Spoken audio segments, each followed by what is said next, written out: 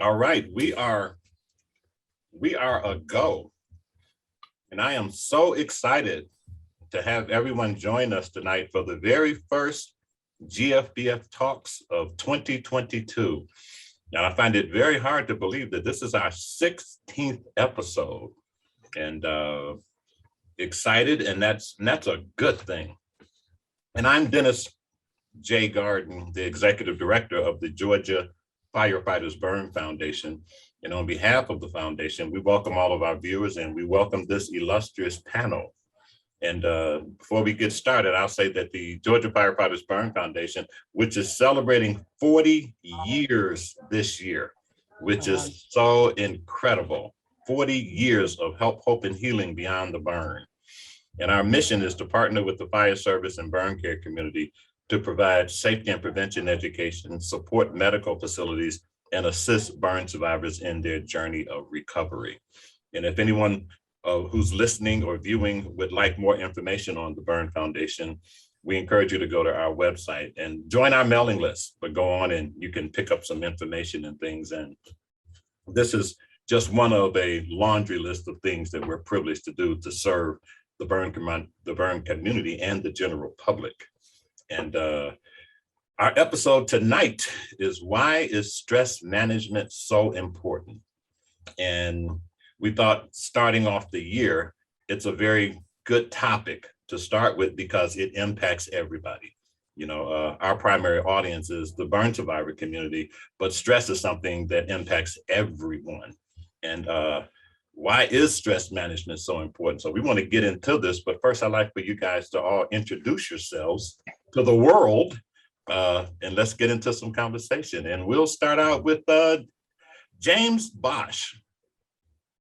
All right, thank you, Dennis. It's great to be here on the GFBF Talks again, and always an honor to be in a room of awesome people talking about important topics like this. My name is James Bosch. I'm a licensed marriage and family therapist in California. I'm also a burn survivor from when I was an infant from a scald injury. I've been very lucky to be involved with burn camps and burn foundations and the Phoenix Society and great organizations like the Georgia Firefighters for many years, and always love being in a place where we can have these discussions. So I'm glad to be here. Great, great. Glad to have you. Glad to have you. Dr. Sarah Hall. Not yet.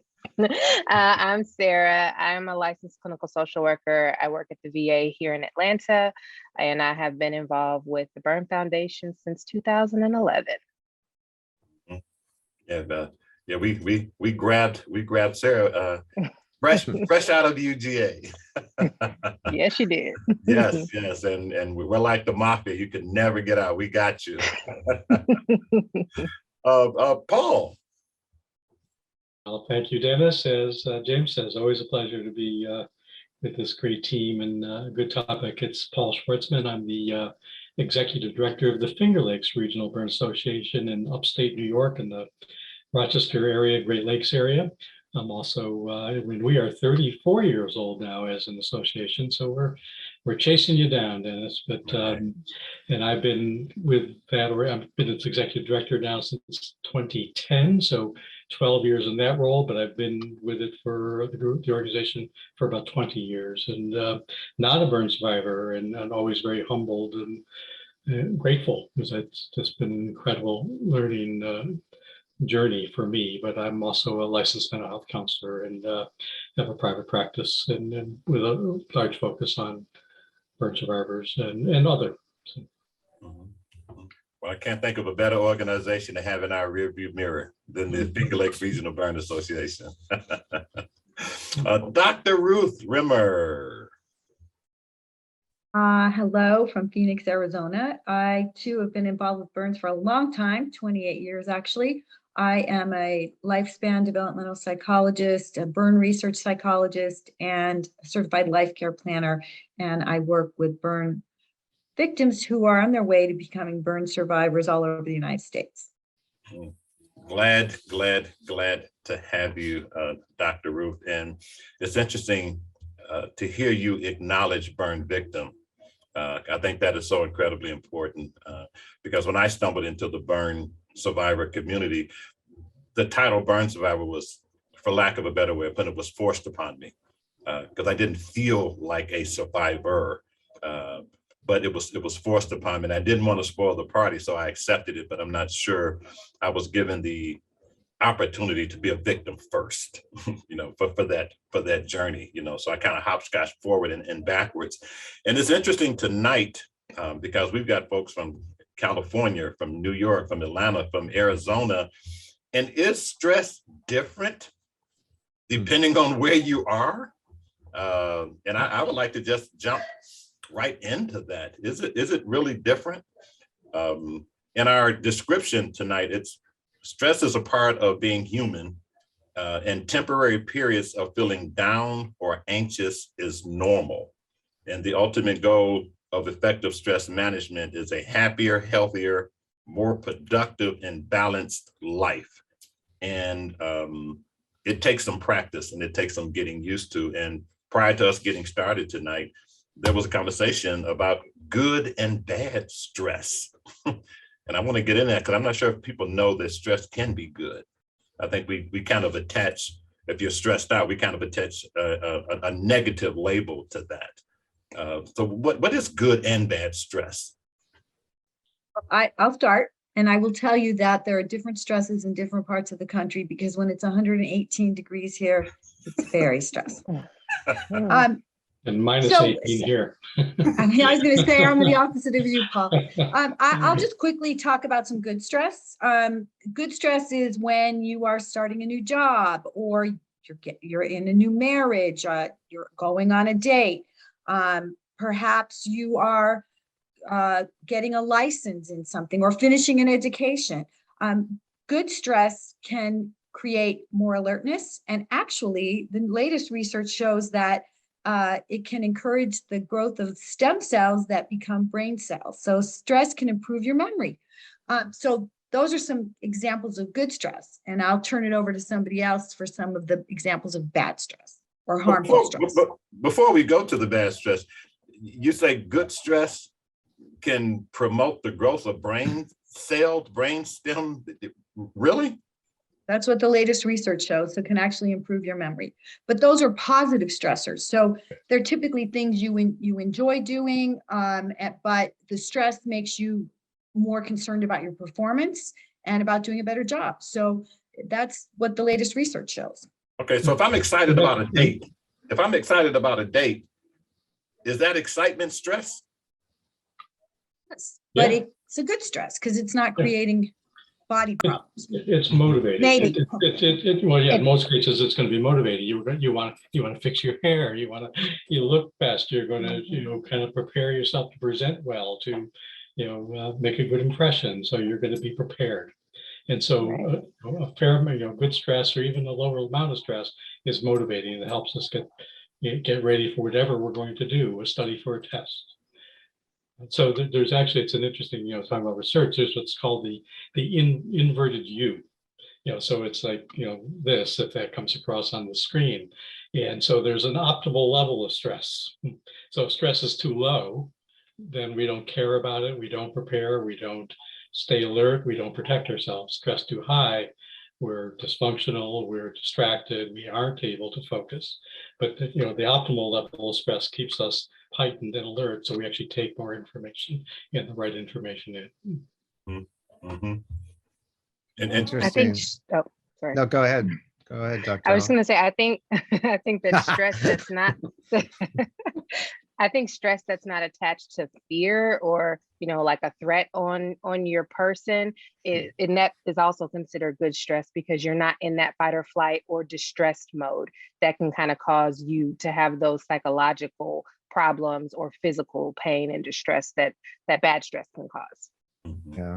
Yeah. And I feel, you think about, in trauma healing, we talk a lot more now about post-traumatic growth, and so the stress might not have felt good, but there could be growth and transformation from the stress that's applied to us. I think about situations in my life that felt very stressful, but when I came out the other side, I was actually a better person, or or more or had growth in certain areas. I mean, think about muscles, right? We stress our muscles when we're working out to a point where we break them down so we can build them up. So it's it's very so that stress doesn't always feel good, but it might be producing good changes in our life that we don't have insight at the moment. So I mean, I don't know about all of you, but I've heard for years, and maybe you have too, those listening, and you and those in the panel, that like extreme excitement and extreme fear or stress feels and presents the same in the brain. So I mean, I don't know if that's true, but I've always been told that. So like excitement and fear can like produce the same chemical responses and the same kind of neural connection. So I don't know. I think piggybacking on that is what something Sarah said. Stress can be positive when it's productive, but if you're in the constant fight or flight state, which happens very often after people have had a serious traumatic injury, then it is harmful to you. So there's bad stress as well as good stress. Now, when we talk about productive, if I'm stressed out because I'm about to get my doctorate and I'm stressed about it and I'm pulling my hair out, but I ace all of my courses, I'm in the top of my class, I'm cum laude in my class, but I'm pulling my hair out. So that's productive, but it's not healthy. If my question makes sense. It does. It makes a lot of sense. What I hear you saying, it's motivating stress because it's pushing you towards something that's maybe not pleasant to do. You'd rather watch, you'd rather binge Netflix that night probably than finish 3 or 8 chapters for a class in a textbook, right? But the stress of having to have that knowledge or meet a goal in that class is going to push you and motivate you. Again, particularly if it's in that optimal level. And I take your point about kind of excitement or extreme fear. It's really, if it's prolonged stress.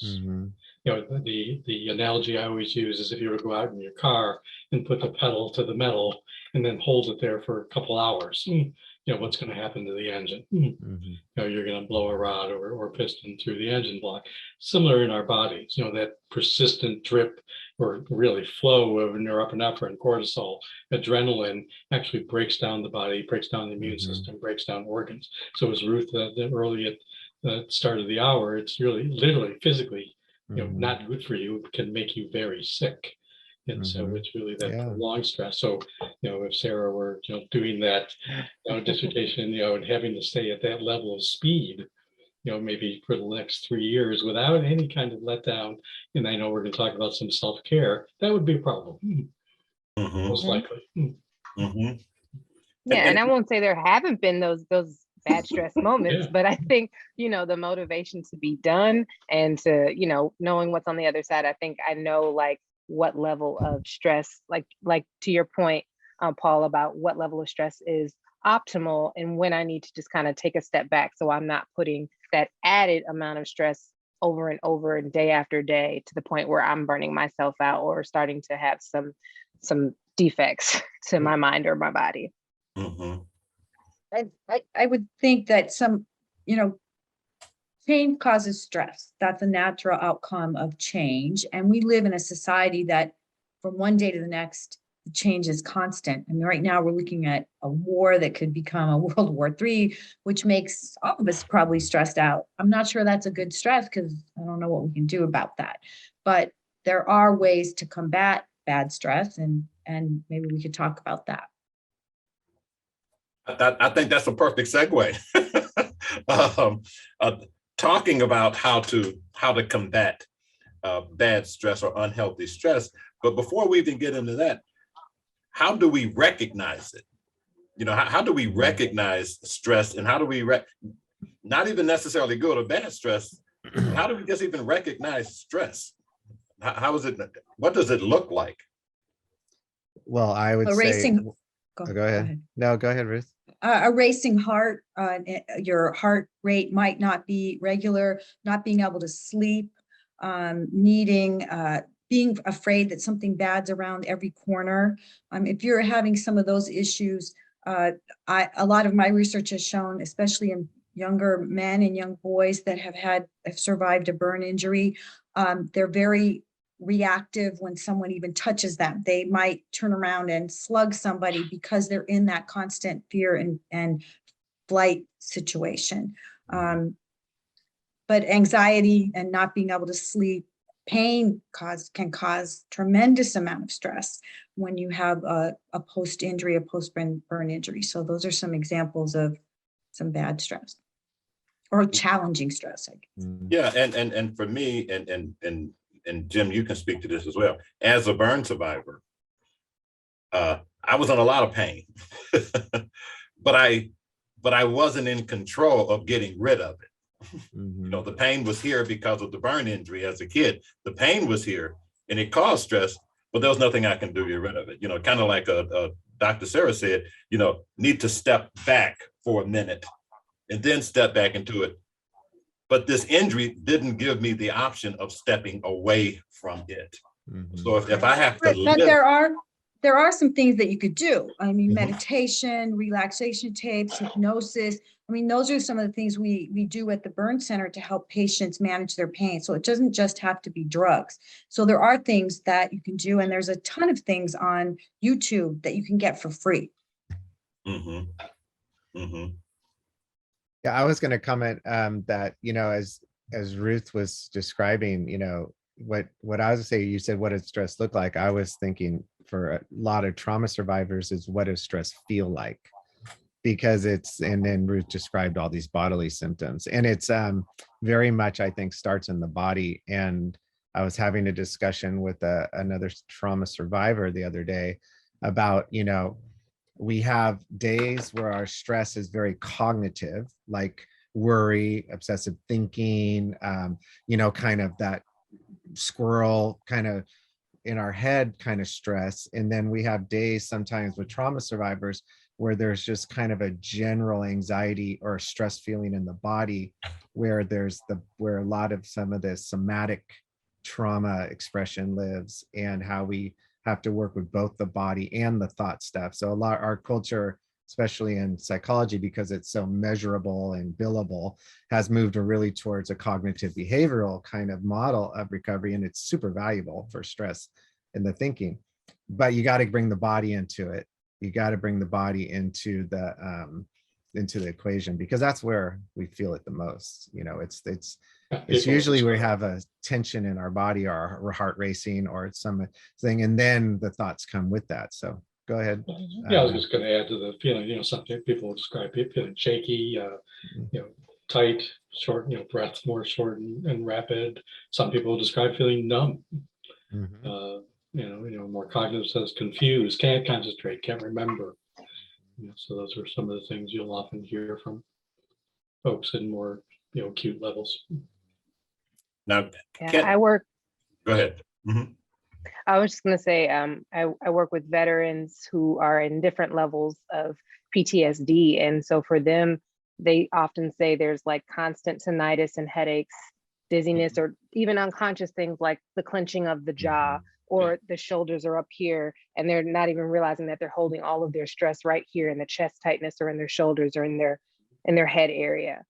Yeah. And it's very unconscious sometimes. They don't even realize that they're doing it. And boys have to go to the bathroom. Yeah. Stomach aches, headaches, absolutely. Right. Somatic complaints is what they're called. And yeah, stress can definitely cause those. And can you have can I have a heightened sense of emotional stress and it doesn't manifest itself physically? It doesn't manifest itself physically? Everything's working great with the body, but my stress level is off the charts. It probably still would be measurable on some level physically. And it also depends if you how disconnected or disconnected or disassociated if you are from your body, because a lot of what do you mean? What do you mean by that? Well, I mean, a lot of trauma. I mean, there's fight, flight, freeze, but there's also the disassociate part of trauma coping, where we had to leave our bodies to survive being in our bodies, and then later that coping skill doesn't go away often, and we feel a sense of depersonalization is the term. Like we don't feel like we're quite in our body experiencing our life fully. There's a disconnection. Mhm. So, And one of the things that we talked about, we touched on a little bit before we came on tonight, the pandemic. It's the main course on the table, and it has been for forever, it seems. And I know when the pandemic started, there was a lot of stress because we were afraid. We didn't know what was getting ready to happen. We didn't understand it. And then we found ourselves in it. And it wasn't just the pandemic, but it was how the pandemic changed life as we knew it.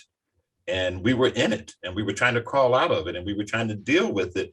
And what I found interesting is that there was a lot of stress throughout this whole pandemic, but now as we're beginning to crawl out of it, climb out of it, we're coming out of this dark hole, it seems to be there's just as much stress coming out of it as it was going in it and living in it. And for me, I kind of compare it to when I was a kid in the hospital.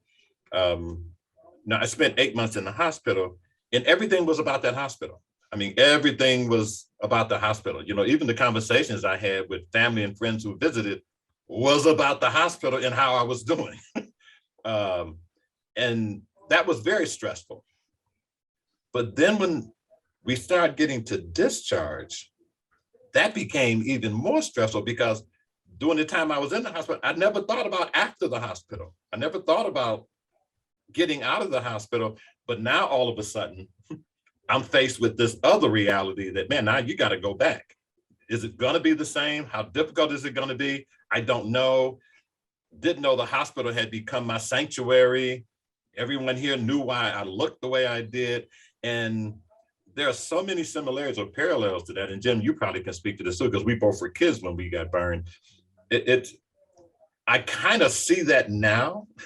We're coming out of the pandemic and there's a whole nother level of stressors now, because what is it going to look like? And am I going to like it? Am I going to be able to deal with it? And I know it's not just me, it's probably where the world is today. And should I even feel stressful? Because, man, I'm surviving it, so I should be okay, right? But if I'm being totally honest, I'm not okay. And I just wonder how many people are feeling that. Like, damn, what's wrong with me? Damn, it's almost over. What's wrong with me? And I'd like us to talk about that a little bit. I say one thing before you just said the most stressful day for you was the day you left the burn center. And I was at the Arizona Burn Center for 15 years. And I think without exception, every patient said the most stressful day was the day they had to leave. So I know there are people in the audience. If you had that experience, it's a very common one. Mm-hmm. Mm-hmm. sure. Oh, you're protected. It's predictable. You've come used to that level of care, and now it's going to change. And I think it's similar now with the pandemic. When we're in our bubble, we're home. We know we're kind of not in imminent threat. And now there's, is it really over? Is it really safe? I know up here we've done away with a lot of the masking and now indoors. I even find myself going into the grocery store and, really thinking twice about not wearing it as I go in. Is this a good idea? And also, I think we've gotten, I think particularly with kids in school, a lot of what we're seeing there is they've kind of forgotten how to be social and how to manage those environments. And so there's some stress and kind of re-entry there, and kind of, they either have not acquired some of those skills or they've lost those skills. Mm-hmm. So there's change again, as Ruth said earlier. Yeah. I see it all over with the people I've worked with and clients, is that, a lot of people, because early in the pandemic, what happened, there was so much fear and uncertainty that really exacerbated, like a lot of people's whatever mental health issues were happening at the time. So a lot of people were coping in very different ways based on how well they were doing in their lives the day that the pandemic was starting to evolve. And then the same things I see happening as people are having to re-enter, and is like You know, it's like things, some people I've talked to said it was the best thing that happened to them. Right. So, you know, they're introverts. They loved working from home. They loved being in a certain way. And now there's some like fear and uncertainty about going back into a lifestyle that they really kind of had a hard time with in the beginning, or, you know, so I see it all across the board. I see a lot of people trying to figure out how to catch up on things, activities or lifestyle stuff, and that's causing stress about trying to get back out there. And so there's all kinds of layers of there's so many layers to this, you know. I was Flip side, social isolation is very stressful, and we are social animals. And so getting people back together and being able to see our faces and our expressions could really diminish stress for a lot of people. So it depends which side of the spectrum you're on, I think. Yeah. And I Yeah. think too, it's the change, right? Everybody had to get used to being socially isolated, to wearing masks, to working from home, to, you know, just living their life a very different way, and they've become accustomed to it. And now we may be shifting back to going back to the office 5 days a week, and you know, the mask mandates are dropped, and okay, now you're saying I don't have to wear a mask indoors, and now, you know, so as we have to keep adapting to change, I think it's hard for a lot of people, and that induces stress as well. Yeah. That conversation has been so big amongst my clientele about now they want us to go back on Tuesdays and Thursdays. Now they want us to do this. Now we're going back. That is a big thing right now. And that's all about change. You're right, Sarah. It's all about change and readjustment. I got comfortable here, or I got used to this, or what's that going to be like? The unknown. I guess it's about change, but it's how we recognize the change, because every day is a change. You know, the weather can change. You know, it's 118 in Arizona and 18 below in New York, but every day is a change. You know, the weatherman says it's gonna rain, but then the sun comes out. But I guess it's just the how we embrace that change, I guess, maybe, or looking at it as being good or bad. Well, Is perspective. it really I'm the sure change or how I take it? Yeah, I'm sure we're going to talk more about, you know, perspective and what protects us from stress. But I had the privilege of going to New Jersey a couple months ago. I did a talk at a conference, and I called the talk "Did the pandemic make us crazier?"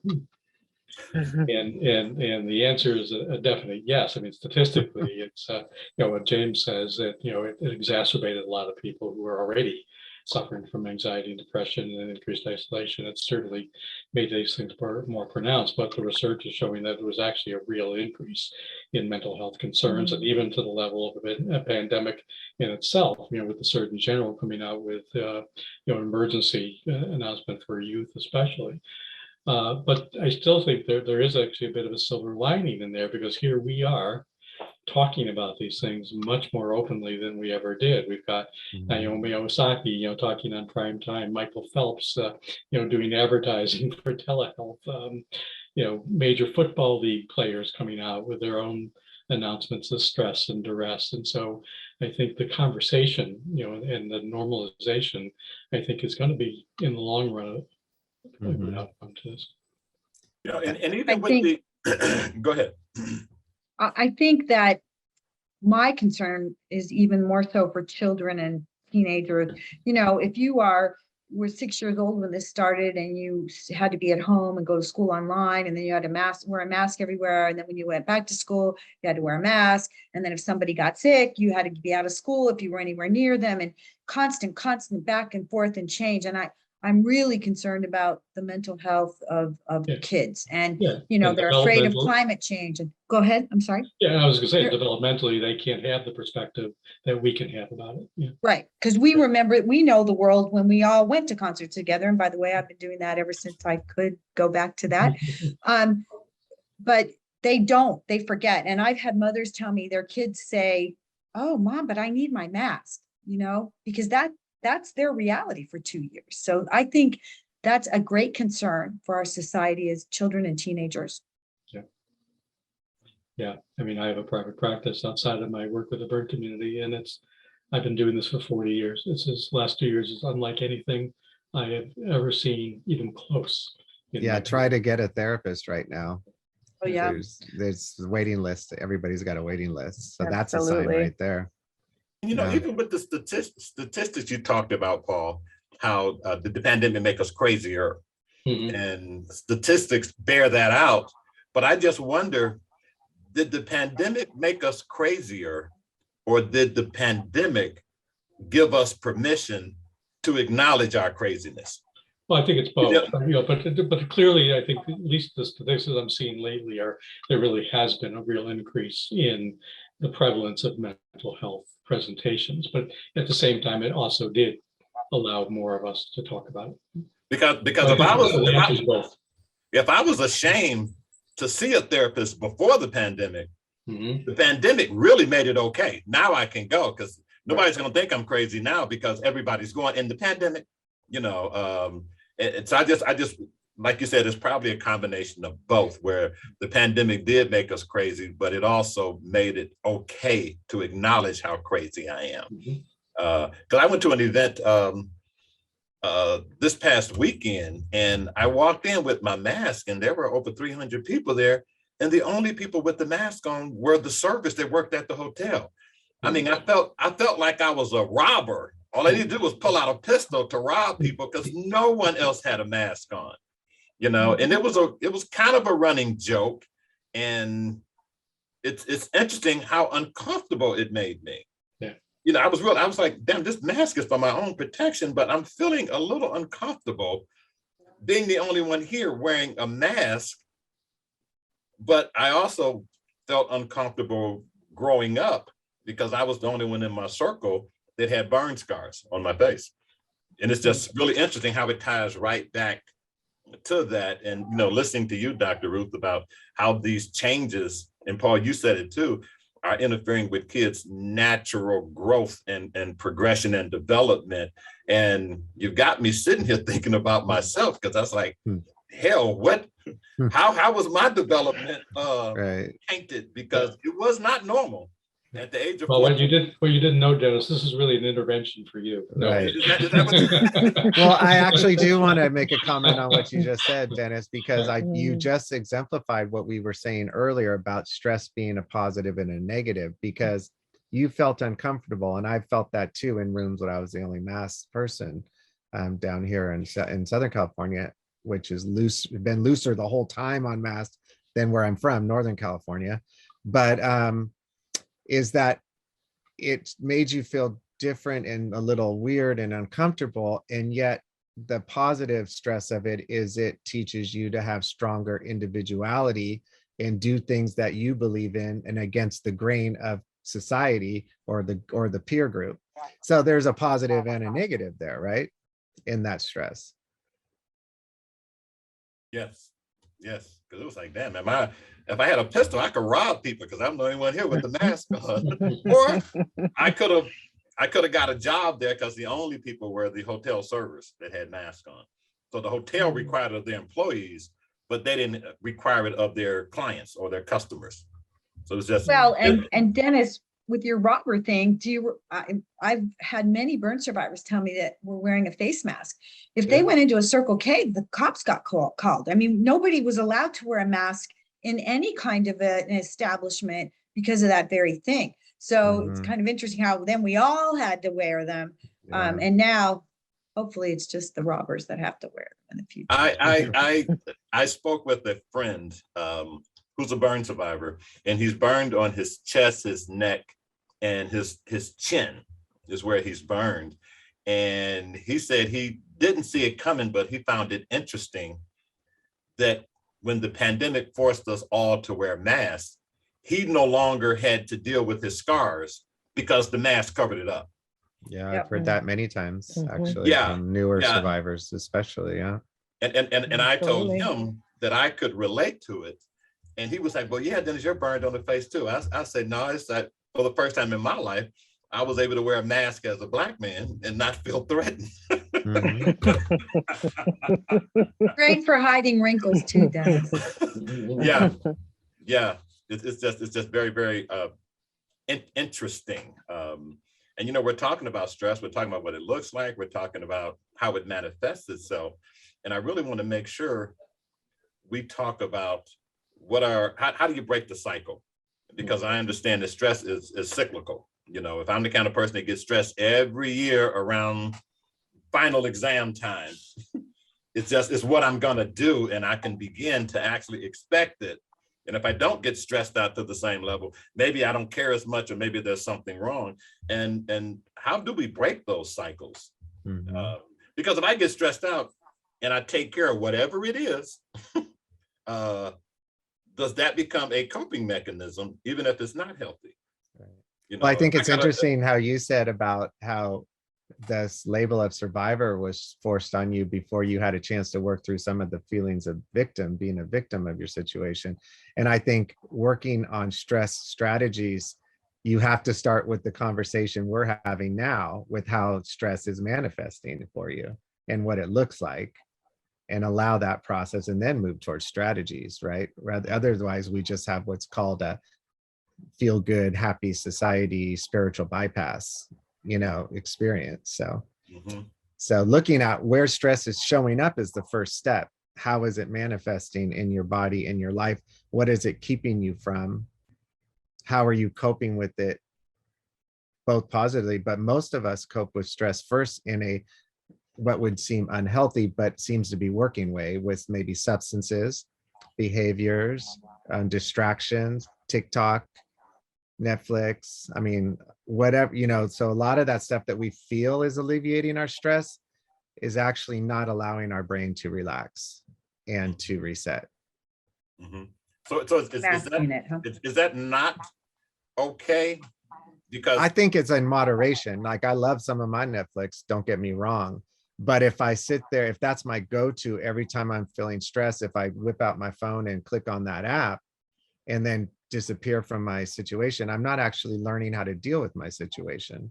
I'm just escaping. Right. If it's like excessive alcohol use, or I'm gonna go to that cake or those cookies or whatever Right. junk food or something like that. I mean, that obviously can cause physical damage to your body. So, but if it works for me, isn't that okay?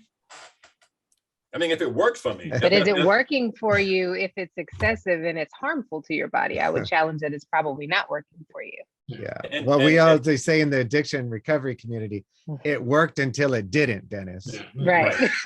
Right. And the reason, the reason I put that question out there, or that statement out there, because I'm shaking, I'm nervous, my stomach's hurting, I got a headache, I got a migraine, but I get me a nice stiff drink and turn on Netflix.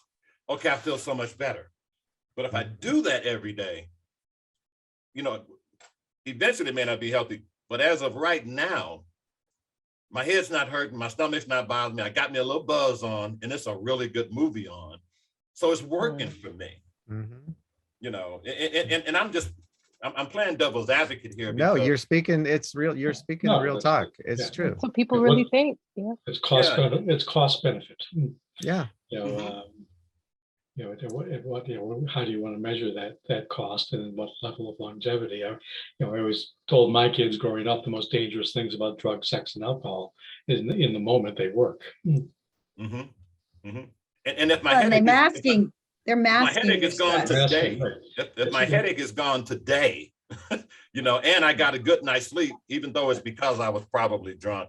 Right. And then if I have to measure that to long-term benefits,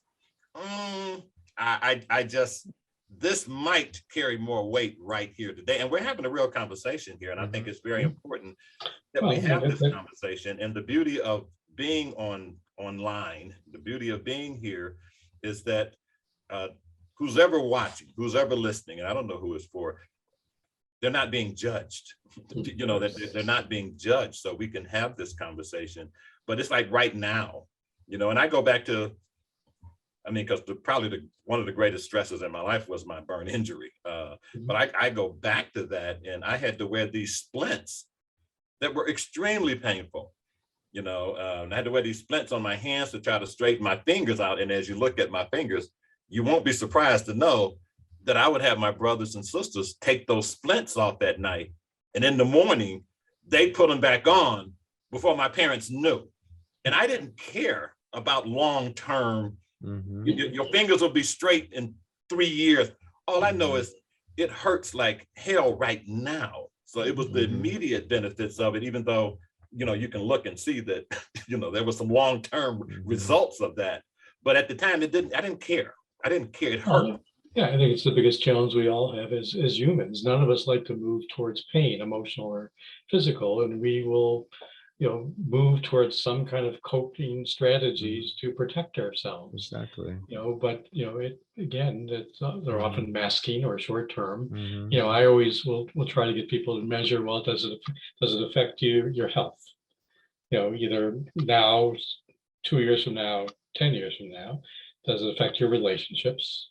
Does it affect your education or your career? Does it affect you financially? Does it affect you legally? And usually, if we have some maladaptive coping styles to managing stress, we're going to hit on some of those on some level. Mhm. And so Well, and I think what James, I think, said was about moderation. I mean, one drink and a Netflix might be okay. It's when Right. you're having 3 or 4 and a few pills with it and a doobie on top of it. I mean, when you can't function and if you're just escaping your stress, you're not dealing with your stress. Right. exactly.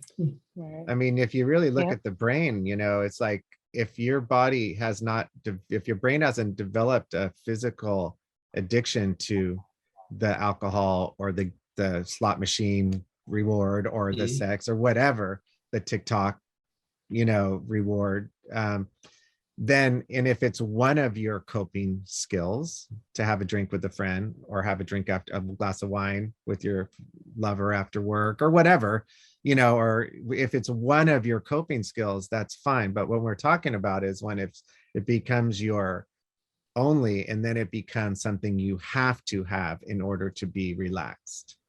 Right. So I think it's moderation until your brain tells you it's not, until it's something that you have such a craving or a need to do to relax, then it's no longer helpful. That's how I look at it. Mhm. So, I mean, there's lots of things we can do as well. So maybe we can get into, we have some brilliant people here. So maybe everyone could throw out some things they help their clients or people in their lives do to create stress management techniques and new habits. One I can think Yeah, I of talk a is lot. exercise. I'm Sorry, ahead. you can't see who's going to talk. Go ahead, Sarah. Oh, exercise was one I was going to say too, that and meditating. And then I talk with my vets a lot about eating healthy also. Mhm. That's something that seems to be helpful for them. Not to say that they can't enjoy in moderation by any means, but a lot of times their coping things is a lot I see is alcohol and a lot I see is poor eating habits. Right. Sugar, right. Just that. Mhm. Well, Journaling is another one. Writing down the Mhm. things and addressing and really realizing what your stress is can be very Mhm. helpful. And sometimes taking that list and making it into a ball and throwing it away to literally get it off your chest can be helpful. yeah, James mentioned earlier cognitive behavioral. I often liken stress to anxiety, and it's a human necessity. It's what's kept us alive on this planet for billions of years. So stress and anxiety is designed to be an alarm system. You're being warned. You're in some perception